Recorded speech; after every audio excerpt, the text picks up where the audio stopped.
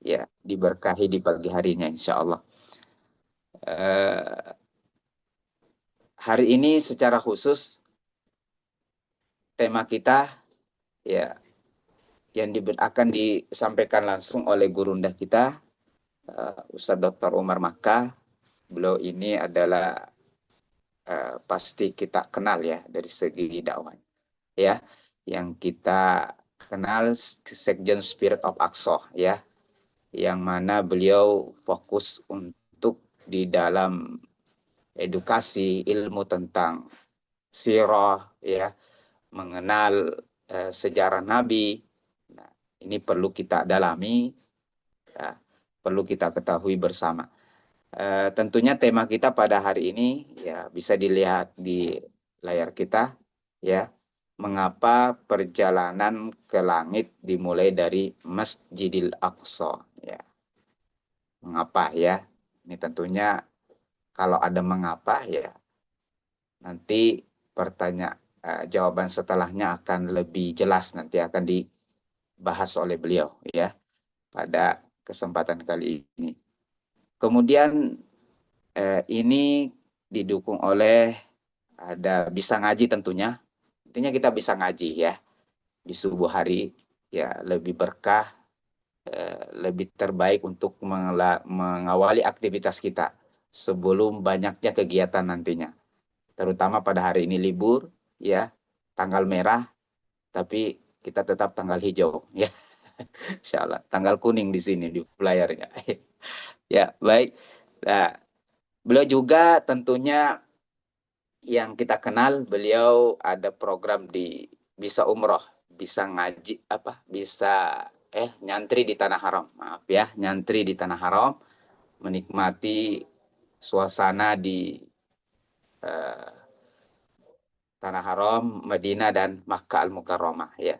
Dengan suasana perjalanan yang sangat mendalam, dan kali ini kita tidak melupakan sejarah tentang Masjidil Aqsa, karena ada 3 yang dianjurkan untuk melakukan perjalanan. Jangan sampai kita, nah nanti akan dibahas tuntas oleh beliau dan dibahas langsung. Semoga yang hadir pada kesempatan ini barangkali dengan wasilah ini kita bisa, Allah panggil kita untuk bisa hadir sujud di Baitul Maqdis ya, Masya Allah, Masjidil Aqsa. Dan itu niat kita semuanya.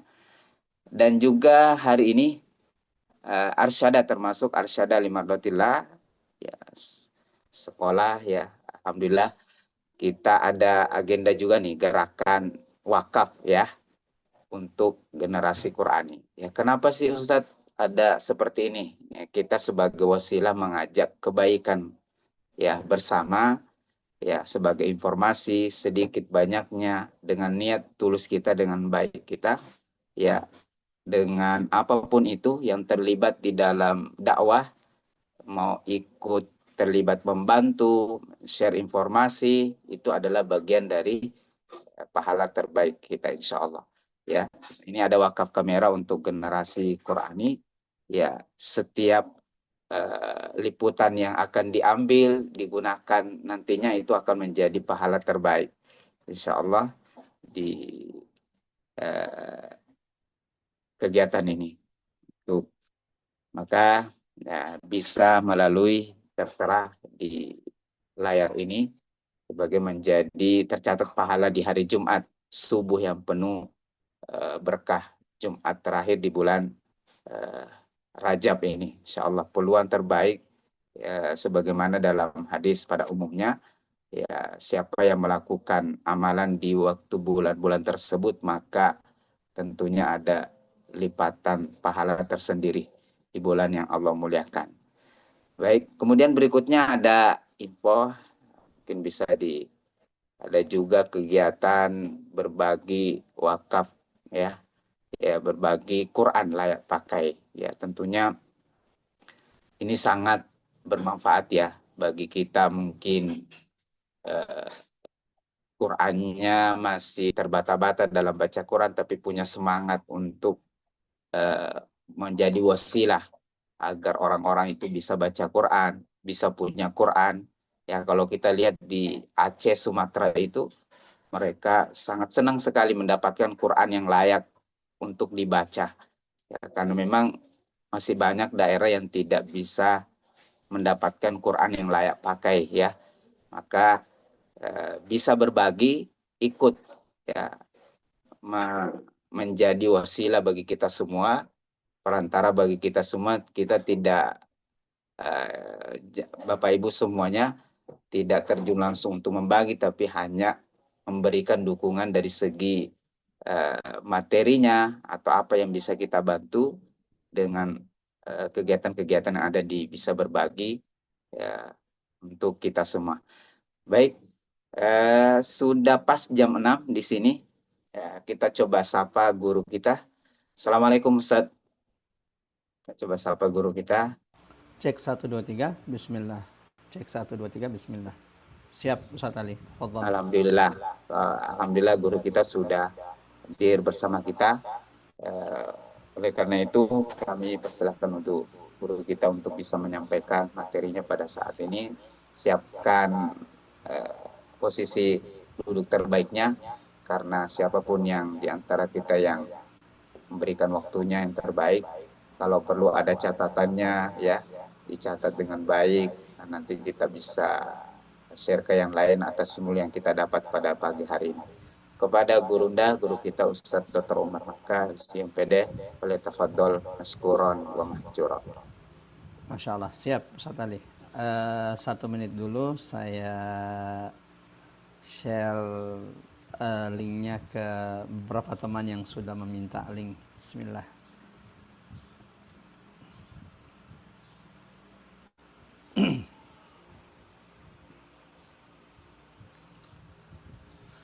Ya, bismillahirrahmanirrahim. Assalamualaikum warahmatullahi wabarakatuh. Alhamdulillah.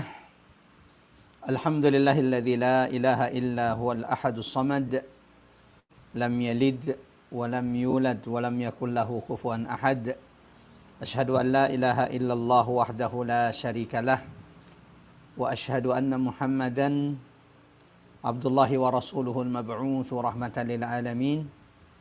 Allahumma salli wa sallim ala Muhammad wa ala alihi wa sahabatihi wa man tabi'ahum bi ihsanin ila yaumiddin, amma ba'd. Allahumma arfa'na bil Qur'an, Allahumma anfa'na bil Qur'an, Allahumma alimna al Qur'an. Qul inna salati wa nusuki wa mahyaya wa mamati lillahi rabbil alamin. Raditu billahi rabba wa bil islami dina wa bi Muhammadin sallallahu alaihi wasallam nabiyyan wa rasula. Ikhwah fillah yang dirahmati Allah, ikhwani wa akhwati fillah azanallahu wa iyyakum ajmain. Sebuah kebahagiaan, kegembiraan yang tidak bisa kami ungkapkan, bisa bersilaturahim di pagi hari ini, di Jumat yang berkah, Sayyidul Ayyam, hari terbaik yang Allah ciptakan, di mana salah satu ibadah yang amat sangat dianjurkan di hari Jumat ini adalah memperbanyak salawat kepada manusia terbaik, baginda Nabi sallallahu alaihi wasallam. Dan Masya Allah, di hari Jumat ini, di hari di mana kita dianjurkan memperbanyak salawat kepada baginda Nabi sallallahu alaihi wasallam, kita mengkaji salah satu sirah, peristiwa penting dalam perjalanan sirah baginda Nabi sallallahu alaihi wasallam, al-atirah. Semoga pembahasan kita hari ini tentang durus wa ibar, ibrah, pelajaran dari peristiwa Isra dan Mi'raj, termasuk limadza urijan nabi, kenapa peristiwa Mi'rajnya Nabi itu bukan dari Mekah langsung, bukan dari Ka'bah langsung ke Sidratul Muntaha. Kenapa mesti diperjalankan dulu dari Masjidil Haram ke Masjidil Aqsa, lalu kemudian dari Masjidil Aqsa Allah mi'rajkan kekasihnya Muhammad sallallahu alaihi wasallam ke Sidratul Muntaha. Mengawali pembahasan ini, saya ingin mengajak kepada siapapun yang telah bergabung, Sama-sama sama-sama kita mulakan dengan mengagungkan asma Allah di majelis ini. Subhanallah, walhamdulillah, wala ilaha illallah, Allahu akbar. Semoga duduknya kita di majelis ini menjadi sebab Allah turunkan keberkahan, Allah turunkan rahmat di tengah-tengah kita. Mudah-mudahan saat ini ikhwah fillah yang dirahmati Allah, ada malaikat-malaikat Allah yang senantiasa berdoa beristighfar bagi setiap di antara kita. Dan semoga kita tidak meninggalkan majelis ini kecuali dosa-dosa kita sudah digugurkan Allah Subhanahu wa taala. Amin ya rabbal alamin. Salawat dan taslim semoga senantiasa tercurahkan kepada baginda Nabi sallallahu alaihi wasallam, kepada keluarga tercinta, kepada sahabat-sahabat Rasulillahil kiram, dan seluruh umat yang senantiasa sabat teguh di atas kitabullah dan sunnah-sunnah Rasulullah sallallahu alaihi wasallam. Saat ini Makassar lebih dulu 1 jam waktunya, jam 7, sehingga terik matahari jauh lebih terang. Dan sepertinya di belakang saya ini jendela berefek kepada kamera, sehingga saya minta 1-2 menit Ustadz Ali, mohon di backup dulu. Saya coba mengurangi cahaya di belakang saya sehingga jauh lebih mudah untuk supaya pencahayaannya lebih kondusif. Tafadhal Ustadz Ali, mungkin ada pertanyaan atau apa? 1 menit, 1-2 menit Ustadz Ali, sebentar. Baik, Ustaz. Insyaallah ini biar lebih maksimal ya dalam menerima ilmu pada hari ini, sampai ya, layar pun harus kita perbaiki dulu biar bisa maksimal ya Bapak Ibu dalam menerima ilmu. Ya, kalau layar saya juga ini, jadi mohon maaf juga putih ya, yang nggak salah ya. Tapi insya Allah semoga, karena intinya harus kita lihat terima materi dari beliau nanti insya Allah. Mungkin 1 menit ada yang mau bertanya berkaitan dengan tema Cek kita 1, 2, nanti, 3. ya Alhamdulillah bisa sudah lebih. selesai Ustadz Ali. Sudah Masya selesai, Allah. alhamdulillah. Ya. Syukur Ustaz, alhamdulillah. Syukur Ustaz. Barakallahu fiik Ustadz Ali. Ya, jamaah termotolah, kembali ke pembahasan kita. Hari ini insya Allah kita akan membahas salah satu peristiwa penting dalam kehidupan baginda Nabi sallallahu alaihi wasallam. Peristiwa Isra Mi'raj ya, tidak akan pernah selesai kita petik hikmah, ibrah, pelajaran ketika kita mentadaburi, ketika kita mengkaji kisah yang Allah abadikan di dalam Al-Quran ini. Ya, siapapun yang mengkaji atau senang dengan sirah nabawiyah, coba perhatikan. Ada perbedaan besar dalam kehidupan Nabi, ma qabla al-Isra'i wal Mi'raj wa ma ba'da al-Isra'i wal Mi'raj. Ya. Ada perbedaan antara kondisi yang dilalui Nabi sebelum Isra Mi'raj dan setelah Isra Mi'raj. Ada yang bisa jelasin tidak di antara saudara kita ikhwah fillah yang hadir di kajian kita, baik secara online di Zoom atau kemudian di media sosial yang mengikuti live kita pada kesempatan kali ini. Ya. Apa perbedaannya? Perbedaan kondisi Nabi qabla al-Isra'i wal Mi'raj dan kondisi Nabi setelah Isra dan Mi'raj. Kalau kita perhatikan, sebelum Isra, sebelum peristiwa Isra dan Mi'raj, ibtila'at, imtihanat. Sebelum peristiwa Isra Mi'raj itu adalah ujian-ujian besar yang menimpa baginda Nabi sallallahu alaihi wasallam.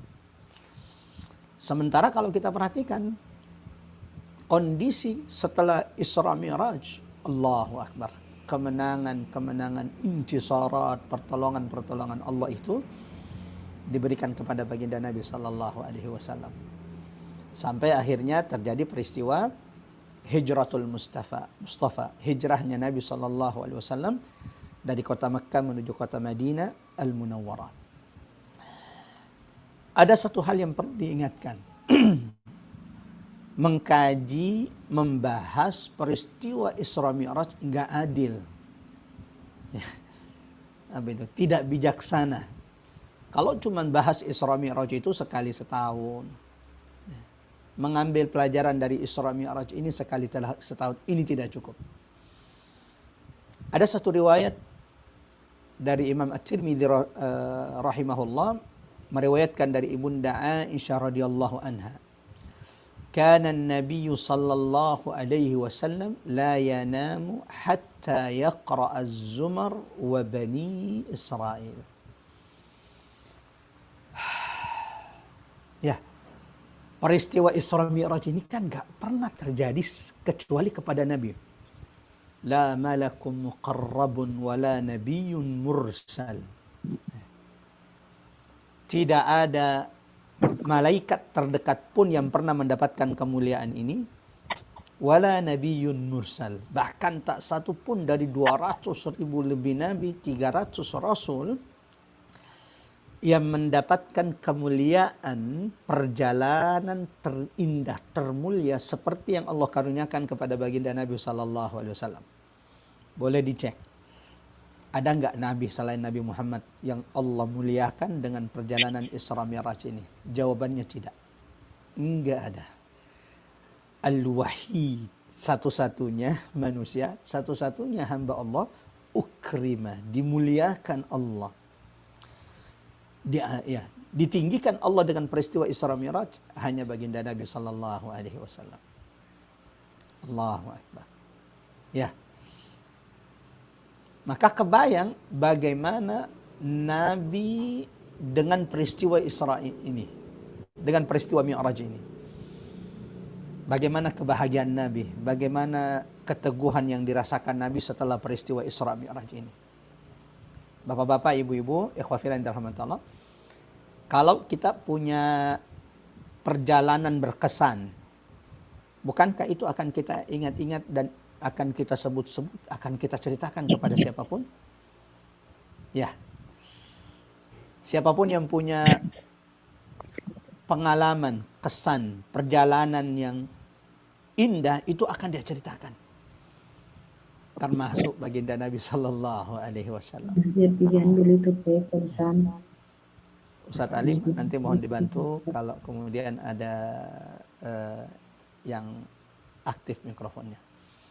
Mungkin sebagian saudara kita tidak sadar kalau sedang aktif. Ya.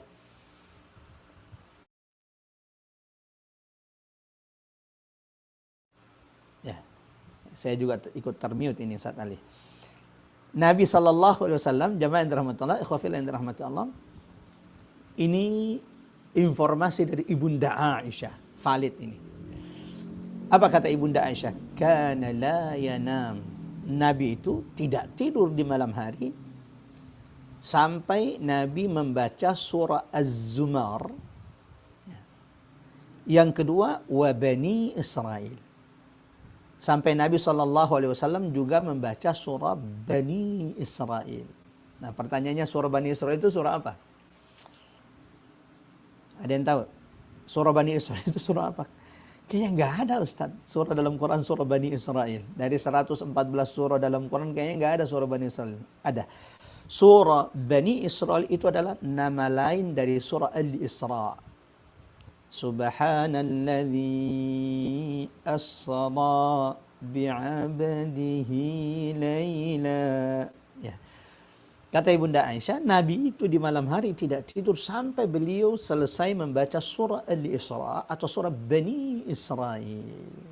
Nah, salah satu hikmahnya, surah ini akan mengingatkan kembali Nabi dengan peristiwa termulia, peristiwa terindah yang pernah terjadi dalam kehidupan Nabi sallallahu alaihi wasallam. Ya.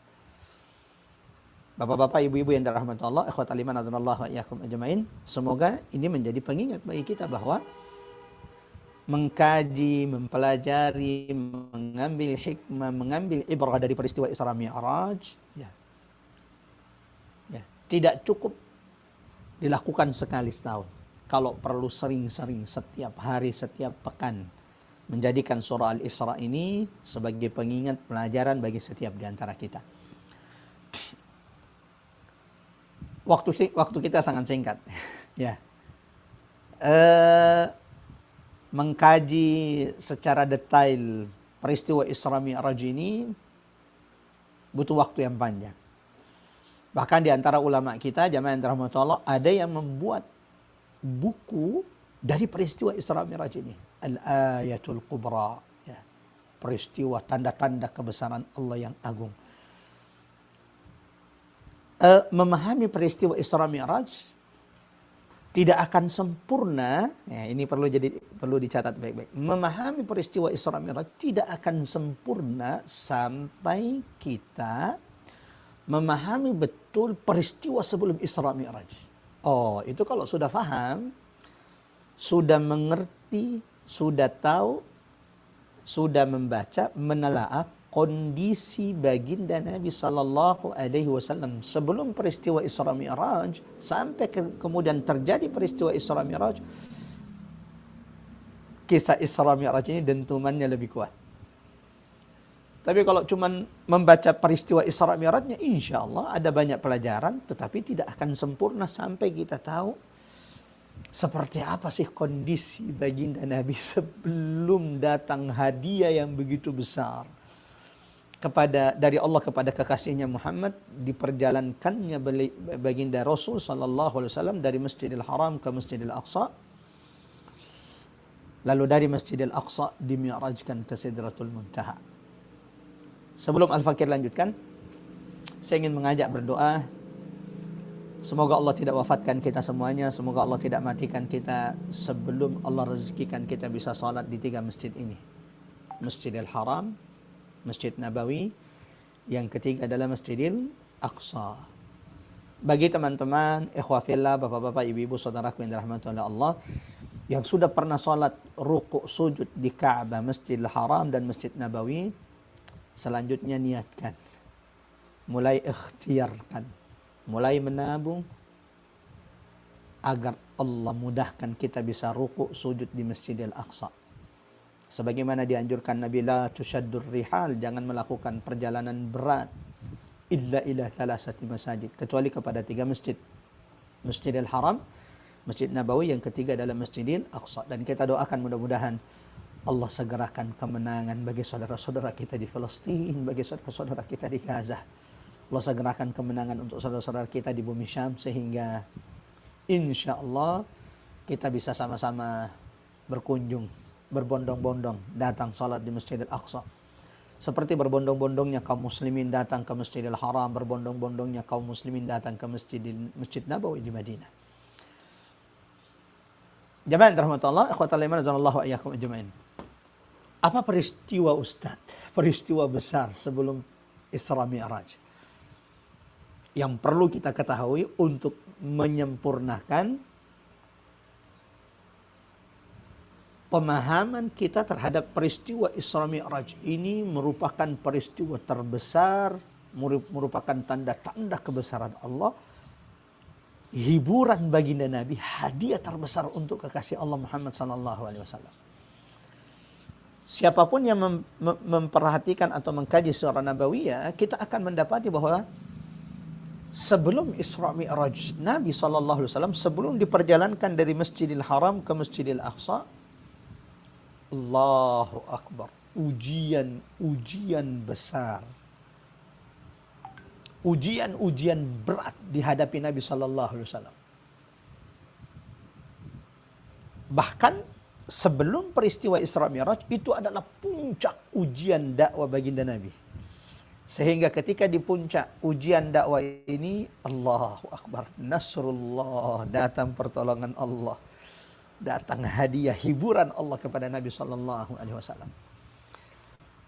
Ini mengajarkan kepada kita jamaah yang dirahmati Allah bahwa pertolongan Allah itu akan datang di puncak ujian. Nah, ini perlu dicatat. Am hasibatum an tadkhulul jannah, apakah kalian mengira dengan mudah bisa masuk surga Allah? Walamma ya'tikum mathalul ladzina khalaw min qablikum, sementara kalian belum pernah ditimpa seperti yang menimpa orang-orang sebelum kalian, umat-umat sebelum kalian. Massathumul ba'sa'u wad-dharra'u wa zulzilu, mereka mendapatkan kesulitan, dimusuhi, mereka diguncang, ya.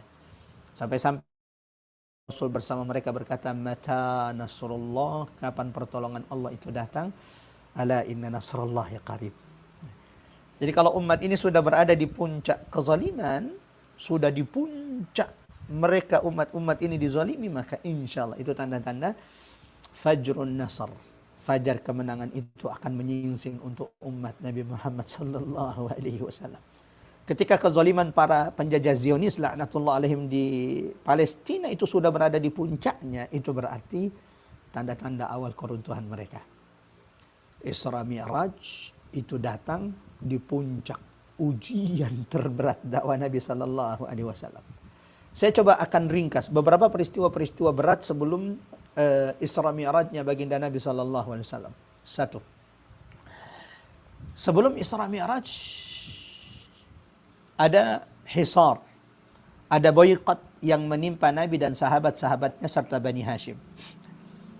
Bukan waktu singkat, sehari, 2 hari, sepekan, 2 pekan, tidak. 3 sanawat. 3 tahun lamanya Nabi SAW mengalami hari-hari berat dalam boykot kuffar Quraisy.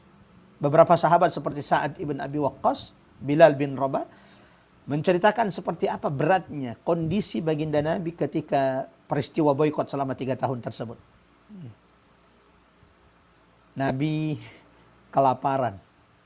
Karena orang-orang kafir Quraisy bukan hanya memboikot secara ekonomi, memboikot secara sosial, mereka juga merampas makanan, harta yang dimiliki oleh kaum muslimin saat itu. Bilal bin Rabah itu punya tugas menyembunyikan makanan Nabi. Tahta ibtaihi, di bawah ketiaknya, maksudnya di bawah pakaiannya. Itu tugas Bilal, menyembunyikan makanan Nabi SAW. Sampai-sampai Sa'ad ibn Abi Waqqas mengatakan, kami tidak menemukan makanan kecuali yang dimakan unta. Taqarrahat ashdaquna, membuat bibir kami pecah-pecah. Selesai boykot,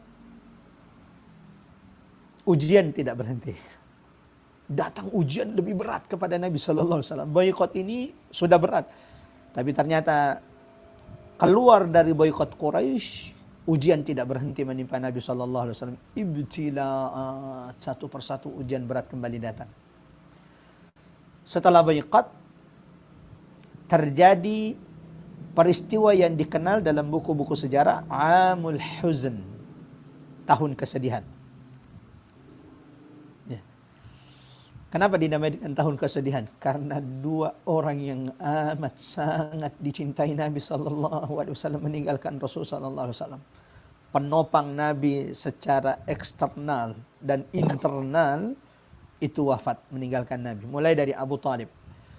Ya, Abu Talib itu tidak masuk Islam, tetapi beliau pelindung dakwah Nabi sallallahu alaihi wasallam.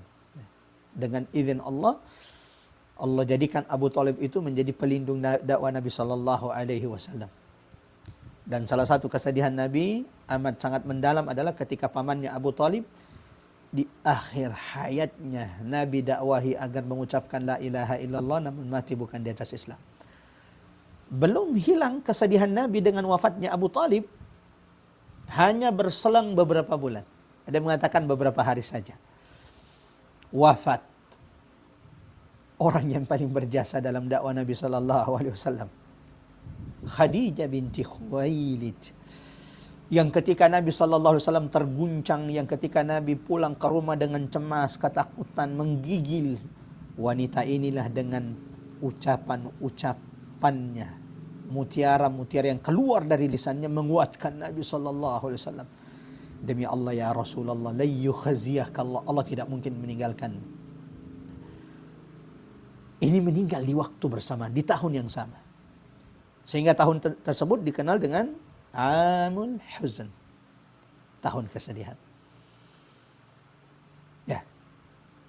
Meninggalnya Abu Talib, meninggalnya Ibunda Khadijah itu amat sangat mempengaruhi dakwah Nabi sallallahu alaihi wasallam. Di antaranya adalah orang-orang kafir Quraisy itu semakin kurang ajar kepada Nabi karena Abu Talib yang dulunya ya, menjadi pelindung dakwah Nabi sallallahu alaihi wasallam, penopang dakwah Nabi, sudah wafat. Maka setelah wafatnya dua kerabat Nabi sallallahu alaihi wasallam, Abu Talib dan Ibunda Khadijah radhiyallahu anha, orang-orang Quraisy itu semakin berani kepada Nabi sallallahu alaihi wasallam. Tak segan melakukan intimidasi, menyakiti Nabi secara fisik. Maka kemudian Nabi melihat sepertinya harus mencari tempat yang lain untuk berdakwah. Mekah sudah tidak kondusif. Sepertinya harus mencari tempat yang lain untuk menyerukan, mendakwakan Islam ini, mendakwakan Quran ini. Kali-kali tempat lain ini menerima dakwah Islam ini, dan itu akan mempengaruhi nanti penduduk kota Makkah mau menerima Islam. Maka Nabi kemudian bertolak membawa risalah agama Allah ini, risalah Islam ini kemana? Ke Taif. Sampai di sini perhatikan baik-baik. Allahu Akbar. Baru selesai dari boikot, ditinggalkan dua orang yang amat sangat dicintai Nabi SAW. Orang kafir Quraisy semakin kurang ajar, semakin keras intimidasi permusuhan mereka. Nabi berharap seandainya Islam ini didakwakan di tempat yang lain, akan diterima, dan itu akan berdampak nanti kemudian dengan diterimanya dakwah Nabi SAW di Mekah. Maka dipilihlah Taif dengan semua pertimbangan Nabi SAW. Yang tidak bisa kami sampaikan secara detail karena memang tema utama kita adalah Isra dan Mi'raj. Bagi teman-teman ikhwah fillah yang dirahmati Allah, suatu saat semoga suatu hari Allah pertemukan kita, Allah perjalanan kita dalam perjalanan ibadah umrah bersama, sehingga insya Allah kita akan belajar bersama, nyantri di Taif, mengambil ibrah pada peristiwa Taif, salah satu peristiwa terberat dalam hidup Nabi SAW. Nah, Nabi melakukan perjalanan ke Taif bersama sahabatnya Zaid ibn Haritha dengan harapan, dengan semua pertimbangan yang sudah dipertimbangkan Nabi SAW, sehingga jatuhlah pilihan itu kepada Taif, berharap ya di Taif itu akan diterima Islam ini. Taif itu salah satu kota berpengaruh di Jazirah Arab seperti kota Mekah. Kalau di Mekah ada Quraisy, maka di suku kabilah Quraisy yang berpengaruh, yang punya perang kuat, maka di Taif ada Bani Thaqif yang disegani oleh orang-orang Taif. Sehingga kalau Bani Thaqif ini masuk Islam, itu akan mempengaruhi orang-orang Quraisy. Ya. Ternyata yang diharapkan Nabi tidak sesuai yang didapati Nabi SAW. Karena ternyata 10 hari Nabi berdakwah di Taif. 10 hari Nabi berdakwah di Taif, Nabi ditolak. Bukan dengan cara lembut, tapi dengan cara kasar. Bahkan ketika Nabi sekedar ingin keluar meninggalkan kota Taif, juga tidak dibiarkan keluar dengan aman dan selamat. Kurang lebih 3 mil. Ya, sekitar 6 kilo. Orang-orang Taif itu, perempuan-perempuannya, anak-anaknya, mengejar baginda Nabi dan sahabatnya Zaid bin Haritha, melemparinya dengan batu. Zaid ibn Haritha yang menjadi saksi dan berusaha melindungi Nabi SAW. Saking banyaknya batu, tetap saja ada yang mengenai Nabi sampai berkucur darah dari kaki baginda Nabi SAW. Ya, di Mekah dakwah sudah tidak kondusif, Nabi hendak dibunuh. Datang ke Taif berharap dakwah diterima di sana, ternyata Nabi juga diusir. Saat itulah Nabi tidak tahu hendak kemana. Dalam doa Nabi di Taif itu, Ya Rabb, ila man takiluni, wahai Tuhanku, kemana engkau sandarkan urusanku? Ila qaribin mallaktahu amri, apakah kepada penduduk Mekah yang mereka sudah menguasai urusanku, ataukah engkau sandarkan urusanku ini kepada penduduk Taif? Am ila ba'idin yatajahamuni, yang menyambutku dengan wajah-wajah mereka yang masam. Illam yakum bika alayya ghadabun fala ubali. Nabi berkata, Ya Rabb, wahai Tuhanku, selama engkau tidak murka kepada hambamu ini, maka aku tidak akan pernah peduli seberat apapun ujian itu. Ikhwah fillah dirahmati Taif, sepulang dari Taif, Nabi tidak tahu hendak kemana. Di Taif dilempari, pulang ke Mekah, orang Mekah sudah tahu Nabi datang ke Taif. Ya. Sampai-sampai Ibunda Aisyah pernah bertanya kepada baginda Nabi SAW, Ya Rasulullah, apakah engkau hal laqita yawman, apakah engkau pernah mendapati ujian yang begitu berat yang engkau dapati dari kaummu melebihi ujian dari Uhud? Maka Nabi SAW mengatakan, At-Taif, ya. Ujian yang lebih berat yang aku hadapi daripada ujian di Uhud adalah peristiwa Taif. Isra wal Mi'raj itu datang setelah peristiwa Taif. Setelah puncak puncak ujian Nabi Sallallahu Alaihi Wasallam. Setelah Nabi pulang ke Mekah, beberapa hari setelah itu, Allahu Akbar, datang undangan dari langit. Terjadi peristiwa Isra wal Mi'raj. Peristiwa yang tidak pernah terjadi kepada manusia satu pun kecuali kepada baginda Nabi Sallallahu Alaihi Wasallam. Dan ini terjadi kapan? Setelah melalui ujian berat. Boykot, kemudian wafat, tahun kesedihan wafatnya Ibunda Khadijah dan pamannya Rasulullah Abu Talib. Dan setelah peristiwa Taif di mana Nabi dilempari dan Nabi setelah itu tidak tahu mau kemana. Mau pulang ke Mekah, yang mereka sudah tahu bahwa Nabi mencari dukungan ke Taif, atau tetap tinggal di Taif yang melemparinya. Sehingga Nabi tetap memilih pulang ke Mekah. Dan akhirnya datanglah undangan Allah Subhanahu wa taala. Jamaah rahmatullah taala, ikhwatal iman wa iyyakum ajmain. Ada perbedaan pendapat di kalangan ulama tentang waktu terjadinya peristiwa Isra dan Mi'raj. Ini khilaf di kalangan ulama. Kapan terjadi peristiwa Isra Mi'raj itu? Perjalanan termulia yang pernah dirasakan oleh manusia. Dan hanya satu orang yang pernah merasakan itu, baginda Nabi Sallallahu Alaihi Wasallam. Kapan terjadi peristiwa Isra Mi'raj? Ini khilaf di kalangan ulama. Ada yang mengatakan, sebelum saya menyebutkan beberapa pendapat, yang disepakati ulama. Perhatikan baik-baik. Ini yang disepakati ulama. Yang disepakati ulama tentang waktu terjadinya peristiwa Isra Mi'raj itu adalah setelah peristiwa Taif. Ini disepakati ulama. Bahwa Isra Mi'raj itu terjadi setelah Nabi balik dari Taif dan dilempari. Kisah Taif ini mungkin nanti bisa ngaji, ini masukan dari kami. Ya. Sebelum menyambut bulan Ramadan, perlu juga kali kita buat seperti kajian online seperti ini, mengambil ibrah dari Taif.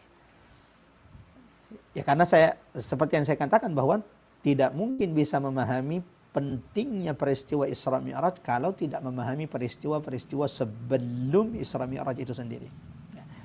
Sebelum Isra Mi'raj itu ibtilaat, tangisan, derai air mata, ujian yang menimpa Nabi. Isra Mi'raj itu hadiah terbesar Allah kepada Nabi sallallahu alaihi wasallam. Nah, waktu Isra Mi'raj yang disepakati ulama, satu, ba'da Taif. Isra Mi'raj itu terjadi setelah peristiwa Taif. Yang kedua, setelah wafatnya Abu Talib dan Ibunda Khadijah binti Khuwailid. Dua, disepakati ulama. Yang ketiga, qabla al-hijrah. Sebelum hijrah. Itu yang disepakati ulama.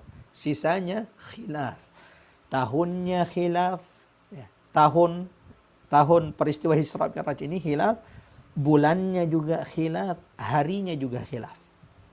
Maka memang paling afdal membahas, mengkaji Isra Mi'raj ini sering-sering.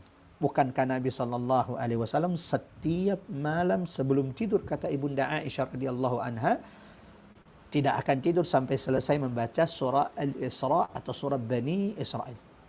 Adapun pendapat-pendapat ulama, ada ulama yang mengatakan bahwa Al-Isra wal Mi'raj, peristiwa Isra Mi'raj ini terjadi hanya beberapa bulan sebelum hijrah. 6 bulan sebelum hijrahnya Nabi Sallallahu Alaihi Wasallam terjadi peristiwa Isra Mi'raj. Berarti sudah amat sangat dekat tuh dari peristiwa hijrahnya Nabi Sallallahu Alaihi Wasallam. Ini diantara pendapat ulama. Ada pendapat juga yang mengatakan bahwa Al-Isra wal Mi'raj, peristiwa Isra Mi'raj ini, ikhwafillah yang dirahmati oleh Allah, terjadi setahun sebelum hijrahnya Nabi. Kalau tadi 6 bulan, pendapat ulama mengatakan sanah qabla al-hijrah, setahun sebelum hijrahnya Nabi. Berarti tahun ke-12 kenabian kalau begitu. Ada pendapat ketiga dan ini pendapat yang dipilih oleh Ibnul Asir. Ibnul Asir memilih pendapat ini. Apa itu? Al-Isra wal Mi'raj, peristiwa Isra Mi'raj itu terjadi 3 tahun sebelum hijrahnya Nabi dari kota Makkah menuju kota Madinah Al-Munawwarah. Kalau dari segi tahunnya saja sudah berbeda pendapat, apalagi bulannya. bulan terjadi peristiwa Isra Mi'raj. Walau mungkin yang masyhur di kalangan kita ini kan bulan Rajab, bulan yang saat ini kita berada, bulan yang berkah ini, ya itu berarti bahwa insya Allah sebentar lagi kita akan sampai di bulan Ramadan. Allahumma barik lana fi Rajab wa Sya'ban wa ballighna Ramadan. Semoga Allah mampukan kita memperbanyak ketaatan di bulan-bulan yang berkah ini, dan Allah jauhkan kita dari segala bentuk keburukan, maksiat dan fitnah di bulan-bulan ini. Dan semoga Allah sampaikan kita di bulan Ramadan, dan Allah mampukan kita memperbanyak ketaatan di bulan Ramadan sampai Ramadan meninggalkan kita sementara dosa-dosa kita sudah digugurkan, dibersihkan Allah Subhanahu wa taala. Jadi tahunnya saja berbeda pendapat. Ada yang mengatakan 6 bulan sebelum hijrah, ada yang mengatakan setahun sebelum hijrah, ada yang mengatakan 3 tahun sebelum hijrah. Ini yang dipilih oleh Ibnul Asir, ya. Ada yang mengatakan bahwa jadi kalau tahunnya saja hilaf, apalagi bulannya. Ya, ada yang mengatakan bulan Rajab. Ibnu Katsir dalam kitab Al-Bidayah wan Nihayah yurajjihu, menguatkan pendapat, ya, dan mungkin sebagian kita baru mendengarkan. Dan ini yang dipilih Ibnu Katsir dalam kitab Al-Bidayah wan Nihayah, bahwa peristiwa Isra Mi'raj itu bukan terjadi di bulan Rajab. Peristiwa Isra Mi'raj itu, kata Ibnu Katsir dalam kitab Al-Bidayah wan Nihayah, terjadi pada tanggal 12 Rabiul Awal. Berarti kalau 12 Rabiul Awal itu bersamaan dengan bertepatan sama dengan tanggal kelahiran baginda Nabi sallallahu alaihi wasallam. Ya. Jamaah rahmatullah, akhwatal iman azanallahu ayyakum ajmain. Kronologi peristiwa Isra Mi'raj ini banyak kita temukan insya Allah di YouTube, banyak kita temukan di tulisan-tulisan di internet. Saya tidak akan detailkan peristiwa Isra Mi'raj itu, saya akan coba ringkas. Lalu kita akan bahas poin terpenting yang kita kaji pada kesempatan kali ini. Lalu kenapa Isra Mi'raj itu? Kenapa Mi'raj Nabi ke Sidratul Muntaha harus diawali dulu dengan perjalanan dari Masjidil Haram ke Masjidil Aqsa? Bukankah Masjidil Haram jauh lebih mulia daripada Masjidil Aqsa? Bala, tentu. Ya. Bukankah Ka'bah jauh lebih mulia? Bukankah kota Mekah jauh lebih mulia dari kota Baitul Al-Quds? Jelas. Tidak ada khilaf di kalangan ulama. Tapi kenapa mesti harus ada perjalanan? Masya Allah. Beberapa ulama menyebutkan hikmah di antaranya, walau ada hikmah yang tidak kita tahu. Wallahu a'lam bissawab. Setidaknya, mudah-mudahan apa yang kita bahas kali ini semakin membuat kita perhatian dengan Masjidil Aqsa. Tidak akan ada salat 5 waktu kalau tidak ada perjalanan Isra dari Masjidil Haram ke Masjidil Aqsa. Lalu mi'rajnya baginda Nabi dari Masjidil Haram, dari Masjidil Aqsa ke Sidratul Muntaha. Sayangnya hari ini berapa banyak umat Muhammad sallallahu alaihi wasallam, kaum muslimin, jaga salat 5 waktunya.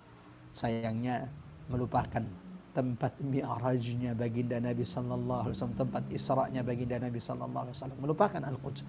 Berapa banyak di antara kita punya angan-angan, punya program, schedule, jadwal untuk berangkat ke Masjidil Haram, doa dipanjatkan, itu sudah benar. Sayangnya luput dari doanya agar ia juga disampaikan bisa ruku, bisa sujud, ya, di Masjidil Aqsa.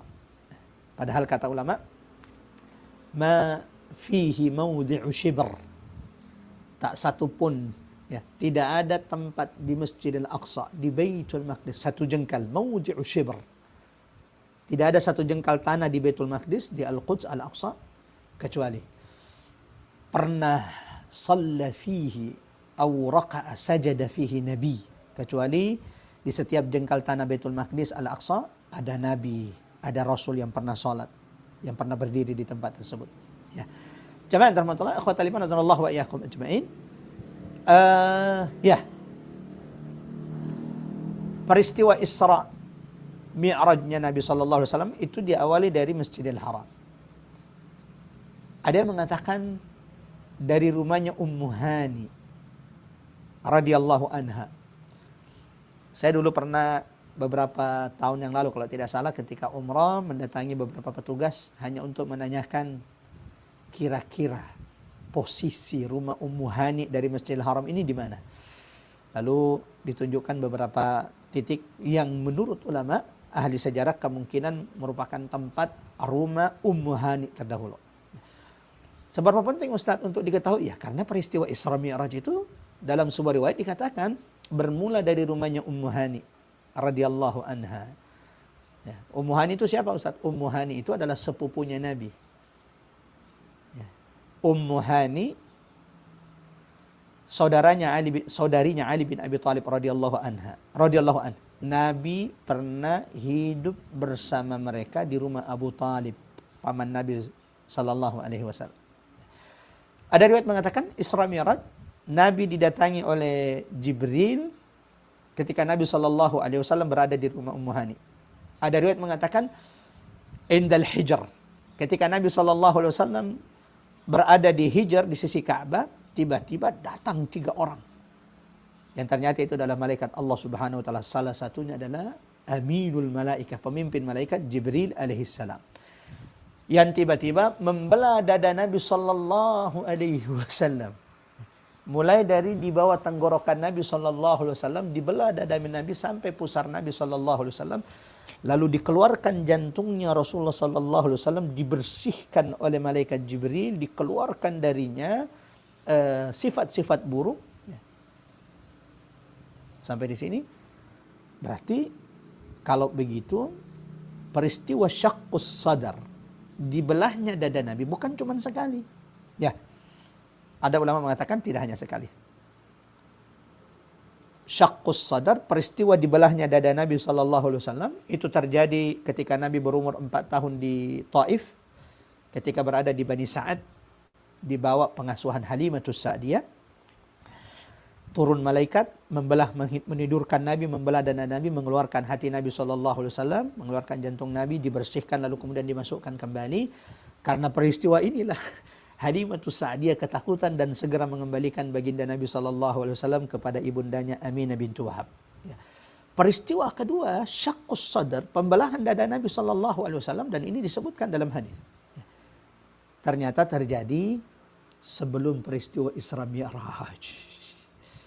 Menunjukkan bahwa sebelum perjalanan Isra Mi'raj ini Nabi harus disiapkan, dikondisikan, dibersihkan. Jadi memang peristiwa Isra Mi'raj itu bukan peristiwa biasa. Sampai-sampai Nabi harus dibelah dadanya dulu, ikhwafillah yang dirahmati Allah, dibersihkan hati baginda Nabi yang sudah bersih itu sebelum peristiwa Isra Mi'raj. Nah, setelah itu terjadi, maka kemudian datanglah Buraq yang akan menjadi kendaraan baginda Nabi sallallahu alaihi wasallam. Ya. Kenapa orang-orang kafir Quraisy itu enggak percaya kalau Nabi itu melakukan peristiwa Isra Mi'raj, Isra, ya. Perjalanan dari Masjidil Haram ke Masjidil Aqsa, lalu kemudian di malam yang sama Rasulullah pulang ke kota Mekah, karena memang bagi orang-orang Quraisy ini enggak mungkin terjadi. Salah satu kebiasaan orang Quraisy itu kan berdagang. Li'ilafi Quraisy ilafihim rihlatash syita'i was-shaif. Orang Quraisy itu punya kebiasaan mereka itu melakukan perdagangan musim panas ke Syam, musim dingin ke Yaman. Nah, jadi orang Quraisy itu tahu jarak tempuh Syam itu bukan waktu yang singkat. Mereka yang senantiasa berdagang ke Syam tahu jaraknya. Mekah ke Syam itu perjalanan 1 bulan. Dari Mekah ke Syam itu 1 bulan perjalanan darat. Belum lagi kemudian dari Syam kembali ke Mekah itu butuh 1 bulan lagi. Sementara Nabi mengatakan dia melakukannya dalam 1 malam mustahil. Sehingga Abu Jahal menjadikan ini kesempatan untuk membuli baginda Nabi SAW. Membuat ragu-ragu sahabat Nabi SAW. Tapi tidak dengan Abu Bakar As-Siddiq radhiyallahu anhu. Yang ketika Abu Jahal berusaha memprovokasinya, Abu Bakar mengatakan radhiyallahu an, "Lau qala kadzalik." Kalau Nabi memang mengatakan seperti itu, la saddaqtuhu, aku percaya. Bagaimana tidak? Yang jauh lebih itu aku percaya bagaimana dengan hanya sekadar peristiwa Isra, diperjalankannya dalam 1 malam dari Masjidil Haram ke Masjidil Aqsa, lalu kemudian Masjidil Aqsa kembali ke Masjidil Haram. Nah, salah satu rahasia yang ternyata pada tunggangan Nabi sallallahu alaihi wasallam Buraq. Dalam hadis disebutkan di atas keledai, fauqal himar, lebih besar daripada keledai, ya, hewan yang berwarna putih, dan salah satu informasi yang salah, yang batil, yang beredar di tengah-tengah kita. Kadang saya masih dapati dulu waktu masih kecil di rumah itu kadang dipajang foto buruk. Kuda tapi kepalanya manusia, wanita cantik. Ini batil, ini tidak ada riwayat seperti itu. Ya, kita lanjut jemaah termontol. Yang ada adalah buraq. Diambil dari kata kabarqun, seperti petir. Ya, cepatnya itu, kencangnya larinya. Maka nggak heran. Mekah, Aqsa itu jarak tempuhnya amat sangat singkat dilalui oleh Nabi Sallallahu Alaihi Wasallam. Lihat dulu kendaraannya. Ini bukan kendaraan biasa, buraq. Yang kata Nabi, ketika ditanya oleh sahabat, lebih besar daripada keledai, hewan yang berwarna putih lebih besar daripada keledai, lebih kecil daripada bagal. Akan tetapi, yadha'u hafirahu. Sekali melangkah, ya, sekali dia letakkan langkahnya, ya, di ujung pandangannya. Ya, jadi, di mana pandangannya berhenti, di situ kemudian telapak kakinya atau langkah daripada buraq tersebut. Ada yang menarik, Masya Allah. Ketika Jibril menyiapkan buraq dan buraq hendak dinaiki oleh Nabi Sallallahu Alaihi Wasallam, saat itu tiba-tiba buraq itu bergetar. Dan ada banyak penjelasan ulama yang menarik. Ada yang mengatakan itu karena buraq baru pertama kali mau dinaiki oleh Nabi Sallallahu Alaihi Wasallam, sehingga buraq itu kemudian sedikit goyang atau bergetar, ya, tidak tenang. Tapi ada yang menulis, Masya Allah. Ada ulama yang membuat ta'liq dari peristiwa ini, bukan buraq tidak kenal dengan Nabi. Ya. Seperti gunung Uhud, saking gembiranya, senangnya gunung Uhud, ada Nabi Muhammad di atasnya. Ia sampai bergetar. Sampai Nabi mengatakan, "Uthbut ya Uhud, diamlah wahai gunung Uhud. Karena di atasmu ada Nabi, ada sahabatnya, ada 2 syahid." Ya. Buraq juga seperti itu. Buraq itu tidak tenang bukan karena tidak kenal Nabi. Tapi kata ulama, min syiddati farahihi. Saking GR-nya, saking senangnya buraq itu akhirnya dinaiki oleh Nabi, membuat dia kemudian bergetar. Walau akhirnya kemudian Jibril berkata, "Uthbut ya buraq, diam wahai buraq." Karena tidak ada manusia yang paling baik yang menaikimu kecuali Muhammad sallallahu alaihi wasallam. Dari sini kata ulama menunjukkan bahwa buraq itu bukan cuman pernah dikendarai oleh baginda Nabi sallallahu alaihi wasallam. Ya, Allahu akbar. Buraq itu bukan cuman pernah dinaiki Nabi sallallahu alaihi wasallam. Ada nabi-nabi sebelum Nabi Muhammad sallallahu alaihi wasallam yang juga pernah menaiki buraq itu. Sampai di sini, kalau buraq saja rindu kepada Nabi, lalu apa yang membuatmu tidak merindu kepada Rasulullah sallallahu alaihi wasallam? Kalau ada di antara kita yang tidak pernah menangis rindu kepada Nabi, falyanzur, hendaklah dia mengecek, melihat, benarkah dia mencintai Nabi sallallahu alaihi wasallam. Buraq saja menangis, buraq saja bergembira dengan ketemunya dengan Nabi. Batu memberi salam kepada Nabi. Pohon-pohon juga bersalam kepada Nabi sallallahu alaihi wasallam. Pelepah kurma bahkan menangis ketika hendak dipisahkan dari Nabi sallallahu alaihi wasallam. Ya, yang menjadi mimbar Nabi selama ini, menjadi sandaran Nabi sallallahu alaihi wasallam. Ketika hendak digantikan, maka pelepah kurma itu seisi masjid Nabi di Madinah mendengarkan hanin, rintihan, tangisan, kesedihan. Yang ternyata itu berasal dari pelepah kurma yang kemudian berhenti tangisan itu ketika Nabi setelah Nabi memeluk pelepah kurma tersebut. Bahkan ada onta menangis di hadapan Nabi sallallahu alaihi wasallam, mengaduhkan kondisinya yang berat kepada Nabi sallallahu alaihi wasallam. Ketika dan ini hadisnya sahih. Abdullah bin Ja'far radhiyallahu an menceritakan bagaimana Nabi masuk ke sebuah kebun milik Al-Ansar. Tiba-tiba datang seekor unta mendekati Nabi, menjulurkan kepalanya, berlinang air mata unta tersebut. Sehingga Nabi berkata, "Siapa pemilik unta ini?" Seorang pemuda Ansar mengangkat tangannya lalu berkata, "Ana ya Rasulullah." Lalu kemudian Rasulullah mengatakan, "Unta ini mengadukan kepadaku bahwa engkau telah menyiksanya dan tidak memberikan haknya." Sampai di sini jamaah yang dirahmati Allah, akhwatal iman azanallahu wa iyyakum ajmain. Sebelum lanjut, mari bersalawat kepada baginda Nabi. Allahumma salli wa sallim ala Muhammad wa ala ali Muhammad. Sampailah Nabi di Masjidil Aqsa. Ya, di waktu yang amat sangat singkat. Setelah sampai di Masjidil Aqsa, Nabi mengikat buraknya di tempat di mana para nabi mengikat tunggangannya. Alhamdulillah, kami sudah pernah melihat langsung tempat di mana menurut ulama Nabi itu mengikat burak. Yang hari ini tempat Nabi dan para nabi sebelumnya mengikat tunggangan mereka ketika datang ke Masjidil Aqsa itu dinamai dengan Musalla Burak. Ya, Musalla Burak. Dinding dari Masjid Burak ini,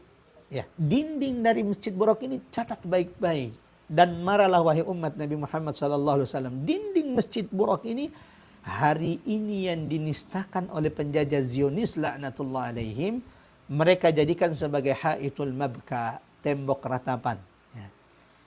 Jadi tembok ratapan itu adalah penistaan terhadap Masjidil Aqsa. Tembok ratapan itu adalah bentuk mereka tahwid, merubah nama-nama, berubah tempat-tempat yang ada di Masjidil Aqsa. Berapa banyak di antara kita yang ngeh bahwa ternyata dinding yang mereka nistakan itulah dinding tempat di mana dinding di dekat Nabi sallallahu alaihi wasallam mengikat burak tunggangannya. Dinding yang mereka rubah namanya menjadi Masjid Burak itu, jamaah rahmatullah ikhwatal iman azanallahu wa iyyakum ajmain, nama aslinya adalah Haitul Burak, dinding Masjid Burak. Ya. Semoga Allah segerakan kemenangan untuk Baitul Maqdis, untuk saudara kita di Palestina, dan Allah bersihkan Masjidil Aqsa dari penodaan, penistaan para penjajah Zionis laknatullah alaihim. Allah sabarkan, Allah kuatkan saudara-saudara kita di sana. Ya. Setelah itu jamaah rahmatullah, setelah Nabi mengikat tunggangannya Burak di tempat para Nabi dan Rasul mengikat tunggangannya, Nabi bertemu dengan seluruh Nabi dan Rasul yang sudah menunggunya di Masjidil Aqsa. Allahu Akbar. Masya Allah. Para Nabi, para Rasul sudah berkumpul di Masjidil Aqsa. Menunggu siapa? Imamul Anbiya'i war Rusul. Ya. Menunggu pemimpin mereka. Menunggu imam mereka. Nabi bertemu dengan Nabi Adam. Semua Nabi dan Rasul tak terkecuali. Dilihat oleh Nabi di Masjid Aqsa. Makanya Nabi setelah peristiwa Aqsa itu kan, peristiwa Isra Mi'raj itu menceritakan beberapa ciri-ciri Nabi yang dilihatnya, yang dipertemukannya di Masjid Aqsa, atau kemudian dipertemukannya di langit pertama, langit kedua, langit ketiga, langit keempat, langit kelima, langit keenam, sampai langit ketujuh. Bagaimana Nabi Adam alaihissalam yang tingginya 30 hasta. Wow, tinggi banget. Insya Allah. Bagaimana Nabi Musa yang terkenal dengan kekuatannya. Kata Nabi, darbun minar rijal ka'annahu rijalu Bani Shanu'ah, seperti orang dari suku Bani Shanu'ah.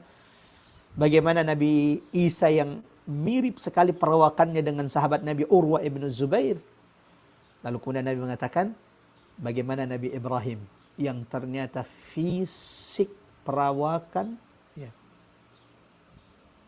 Nabi Ibrahim itu amat sangat mirip dengan Nabi Muhammad sallallahu alaihi wasallam. Jangan lupa bahwa Nabi Muhammad adalah buah dari doa Nabi Ibrahim, Rabbana wa ba'ath fihim rasulan minhum.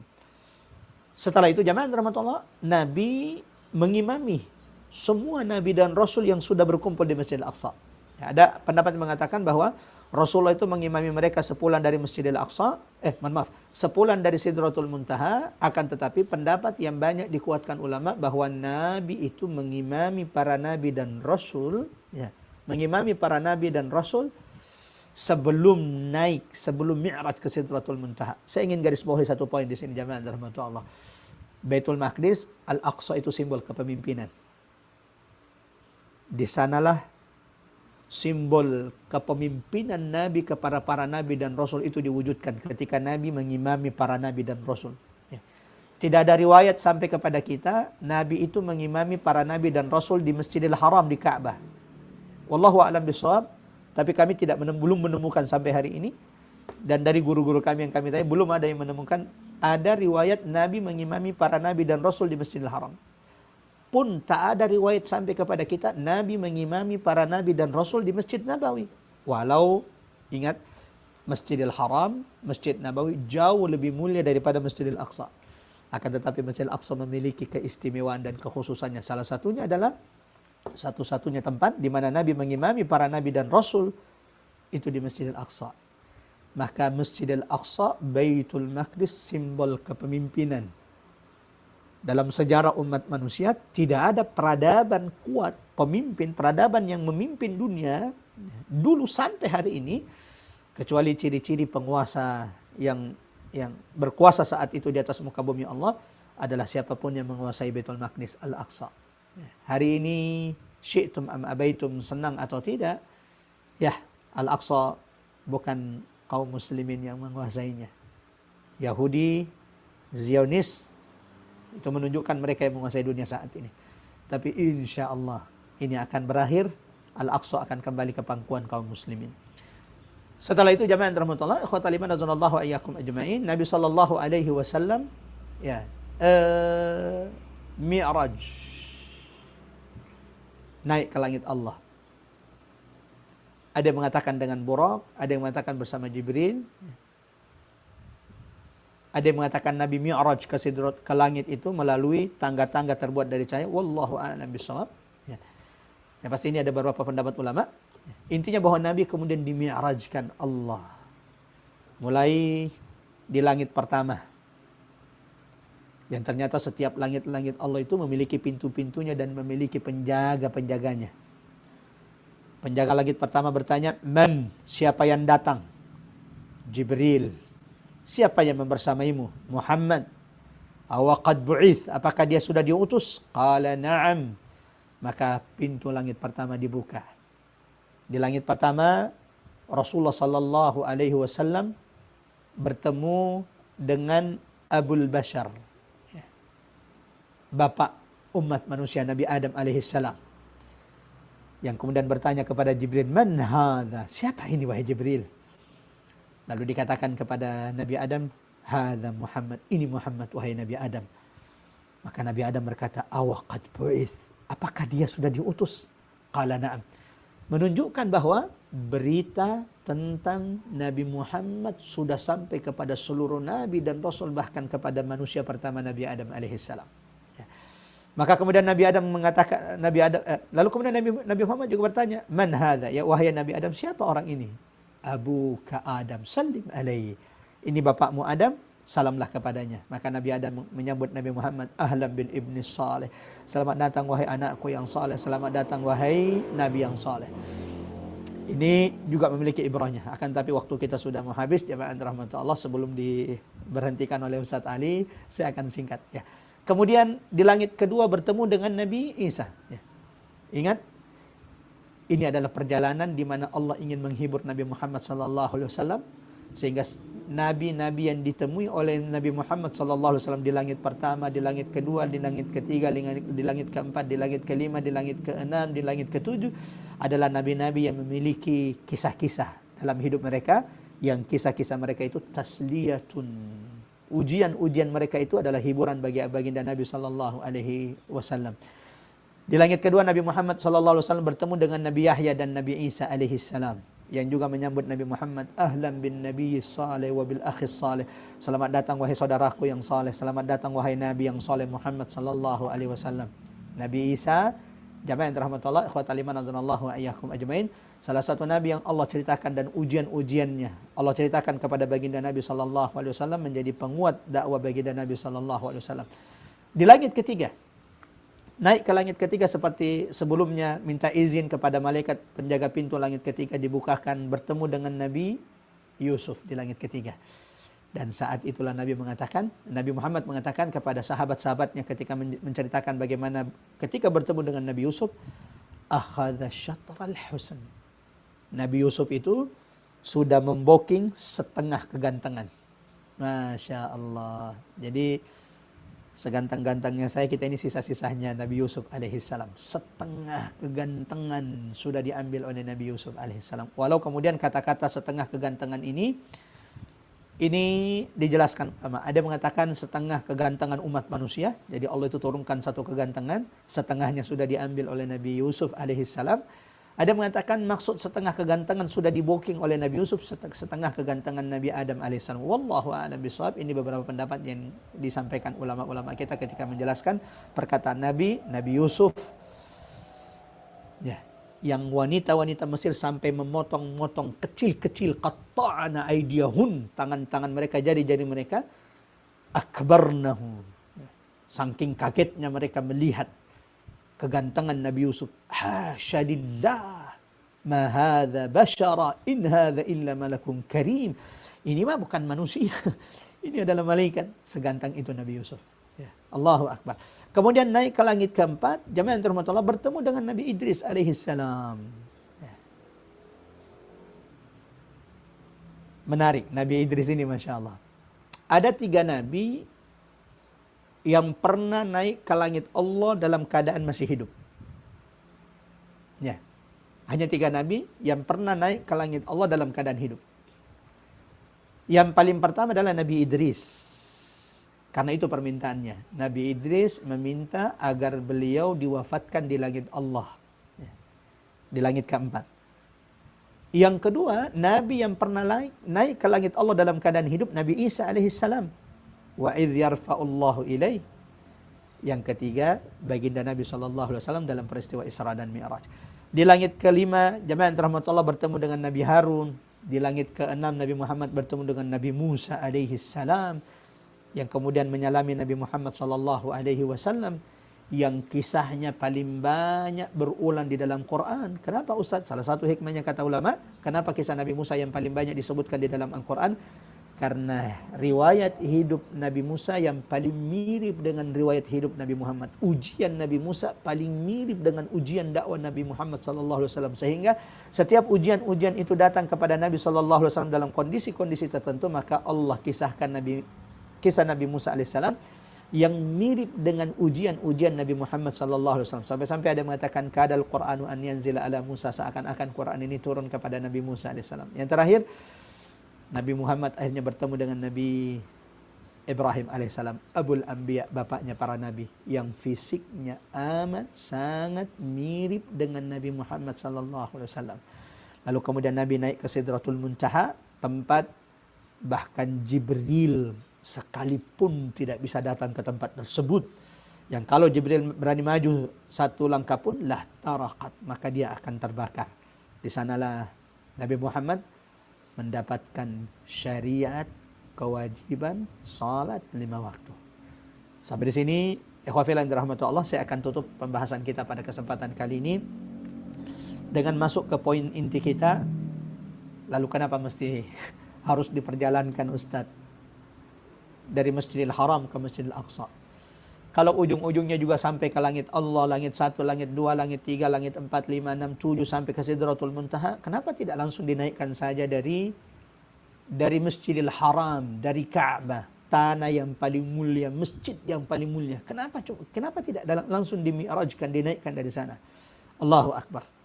Ada banyak hikmah yang tidak kita ketahui, dan ada beberapa hikmah yang disebutkan ulama-ulama kita. Di antaranya Imam As-Suyuti dalam kitab Al-Ayatul Kubra menyebutkan bahwa salah satu hikmahnya adalah al-jam'u bainal qiblatain. Hikmahnya sudah disebutkan dalam surah Al-Isra. Linuriyahu min ayatinal kubra. Peristiwa Isra Mi'raj ini Allah hadiahkan, Allah karuniakan kepada baginda Nabi karena Allah hendak memperlihatkan kepada kekasihnya Muhammad setelah ujian-ujian berat yang dilalui Nabi, ayat, bukan satu, ayat, tanda-tanda kebesaran Allah Subhanahu wa taala. Nah, hikmah lainnya disebutkan ulama seperti Imam As-Suyuti dalam kitab Al-Ayatul Kubra bahwa kenapa mesti harus ada Isra? Perjalanan dari Masjidil Haram ke Masjidil Aqsa, lalu kemudian dari Masjidil Aqsa Nabi dimi'rajkan ke Sidratul Muntaha. Kata beliau, al-jam'u bainal qiblatain, agar malam hari itu terhubung 2 kiblat. Ya. Masya Allah. Salah satu kemuliaan umat Nabi Muhammad SAW, satu-satunya umat yang Allah karuniakan 2 kiblat itu cuma umat Islam. Umat Nabi Muhammad SAW. Allah jadikan kiblat pertama kita Baitul Maqdis, selama kurang lebih 14 tahun 5 bulan, 14 tahun setengah. Selama Nabi di Mekah 13 tahun, dan setelah Nabi hijrah ke Madinah Al-Munawwarah 16 sampai 17 bulan sebagaimana hadis Al-Barra ibn Azib radhiyallahu an. Berarti kalau digabungkan 13 tahun ditambah 1 tahun setengah, 14 tahun 5 bulan Nabi sallallahu alaihi wasallam salat menghadap ke Baitul Maqdis. Bukan waktu yang singkat. Maka bagaimana mungkin umat ini melupakan, melalaikan perkara urusan Masjidil Aqsa. Padahal nabinya 14 tahun 5 bulan dalam hidupnya salat menghadap ke Masjidil Aqsa. Dan Nabi salat menghadap ke Ka'bah, ke Masjidil Haram dalam hidupnya hanya kurang lebih 9 tahun. Mulai dari tahun kedua Hijriah sampai Nabi diwafatkan Allah di tahun ke-11 Hijriah, berarti 9 tahun. Allahu Akbar. Niatkan berdoa dan mulai menabung. Semoga Allah rezekikan kita bisa salat di Masjidil Aqsa, bisa ruku di tempat di mana para nabi dan rasul pernah dikumpulkan Allah untuk diimami oleh baginda Nabi sallallahu alaihi wasallam. Ya. Jadi ini hikmahnya kata ulama. Al-jam'u bainal qiblatain, agar malam hari itu terhubung dua kiblat.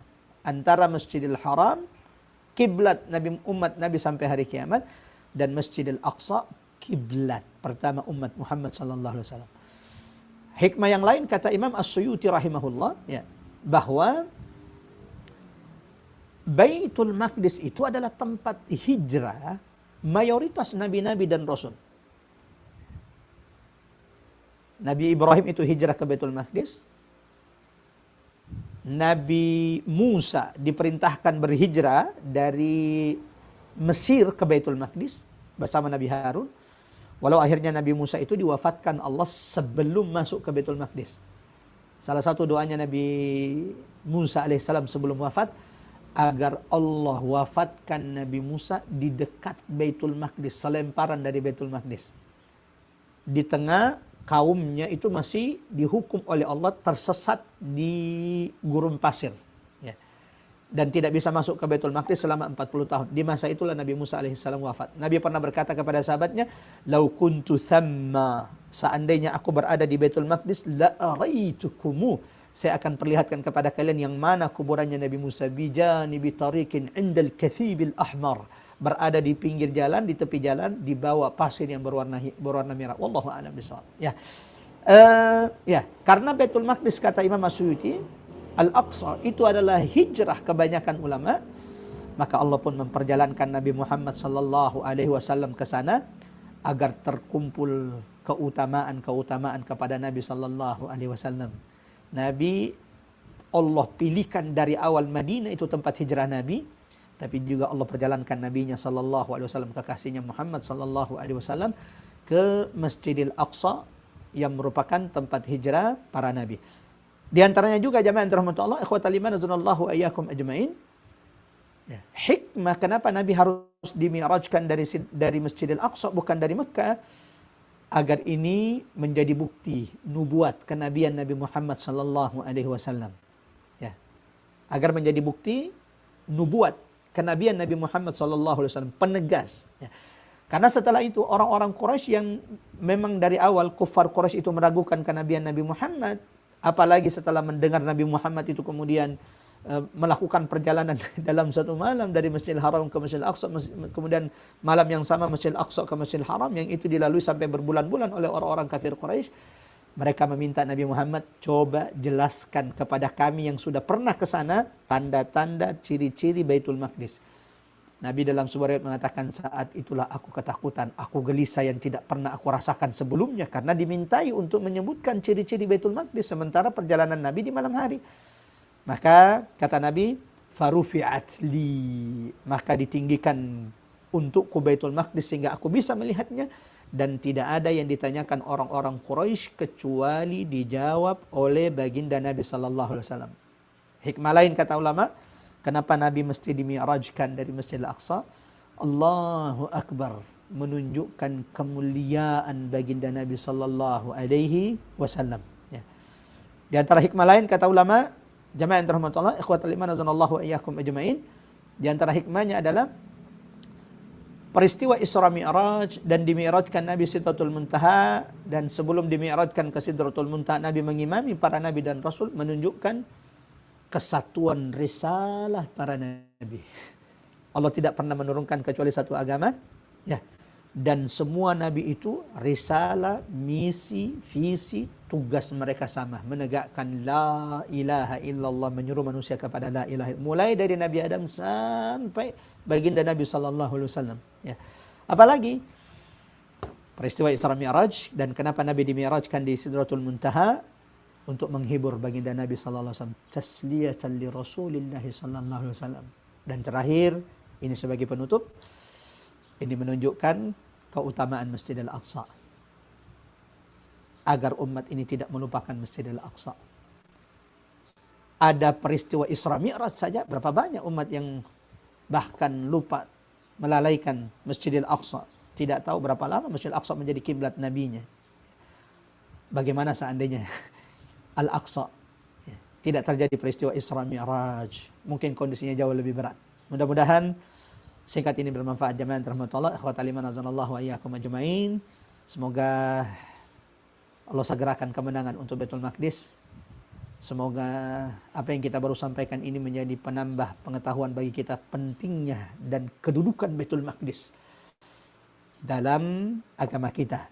Kedudukan Baitul Maqdis bagi umat Nabi Muhammad sallallahu alaihi wasallam, sehingga wajib bagi setiap di antara kita mendoakan, membantu saudara-saudara kita yang ada di barisan terdepan menjaga Masjidil Aqsa.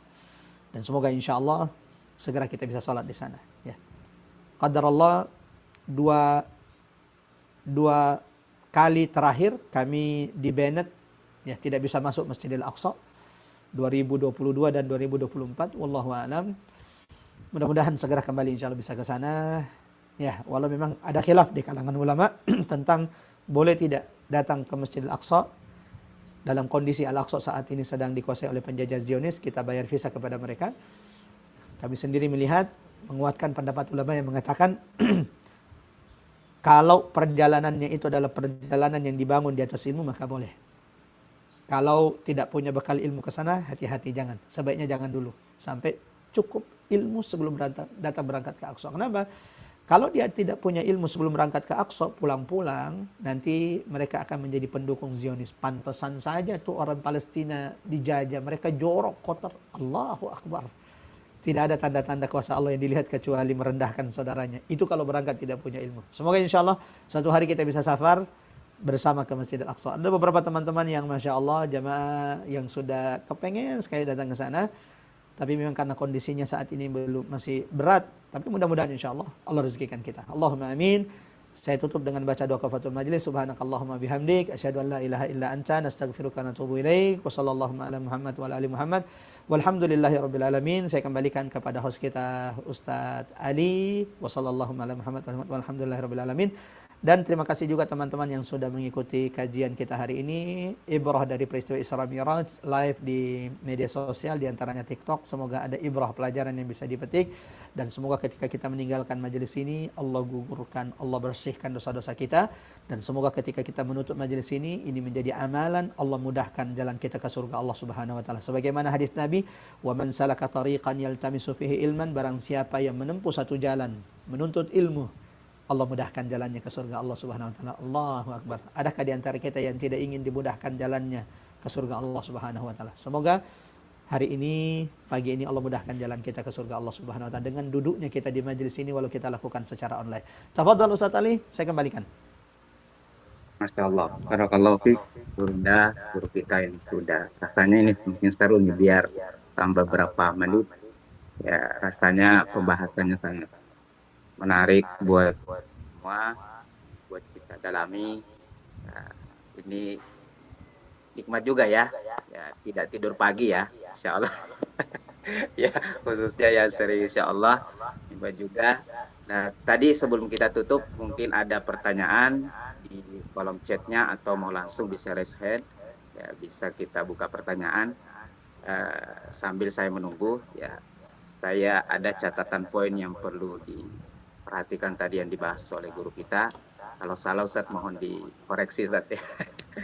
Bahwa Isra Mi'raj itu tidak datang di masa senang ya, tapi datang setelah luka terdalam Rasulullah ya, itu sangat dahsyat. Jadi begitu juga Artinya ketika pertolongan Allah itu mau datang kepada kita, maka pertolongan itu sering datang bukan saat hidup kita hanya ketika lapang saja, tapi saat itu benar-benar ada ujian, ya, diuji oleh Allah Subhanahu wa taala.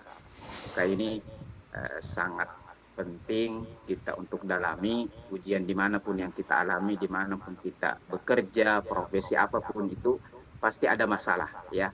Masalahnya itu adalah minta semua kepada Allah agar semua permasalahan itu Allah berikan kemudahan. Dan nyatanya Rasulullah diberikan ujian yang sangat luar biasa, ya, apalagi kita pada saat ini, ya, sangat luar biasa. Dan Masya Allah Ustaz, rupanya materi kita hari ini baru di surah Al-Isra itu Ustaz, ya. Ayat 1 ya dibahas oleh guru kita. Ternyata ya kalau kita lihat secara mendalam, ya di sini sangat perlu kita garis bawahi. Nah, di situ di ayat pertama itu mungkin Bapak Ibu bisa dilihat nanti, ya, biar lebih menyambungkan materi guru kita, ya, nanti buka di surah Al-Isra-nya. Ya, kali ini kita dalami surah Al-Isra-nya dibahas oleh guru kita. Itu ada kata subhanaka, ya, subhanallah ladzi, ya, memperbanyak tasbih kepada Allah. Kemudian tentang peristiwa malam, ya. Nah, di situ kalau saya tadabburi, pahami ayat ini, di situ ada kata mina kemudian ilah, ya. Mina itu menunjukkan permulaan, ya, dari Masjidil Haram ke Masjidil Aqsa, dan puncaknya pada hari ini kita dalami tentang Masjidil Aqsa, ya. Jadi maka ya yang bersering-sering untuk bisa berkunjung ke Baitullah, dan puncaknya nanti kita membiasakan diri akan bisa menjadi tolak ukur perjuangan kita itu adalah di Masjidil Aqsa. Ila menunjukkan adalah linihaya, ya.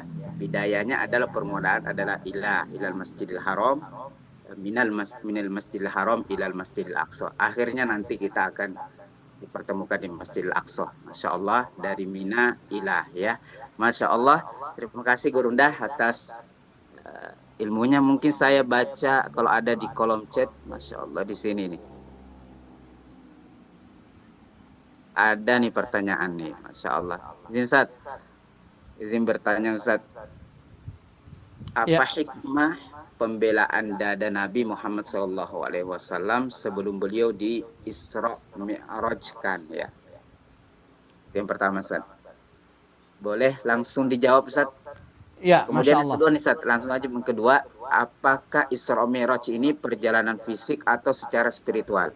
Boleh Masya dua Allah. saja, ya, untuk mempersingkat waktu. Semoga. Oke, barakallahu fiik kepada saudara kita jamaah yang sudah menyampaikan pertanyaannya kepada kita di kesempatan kali ini.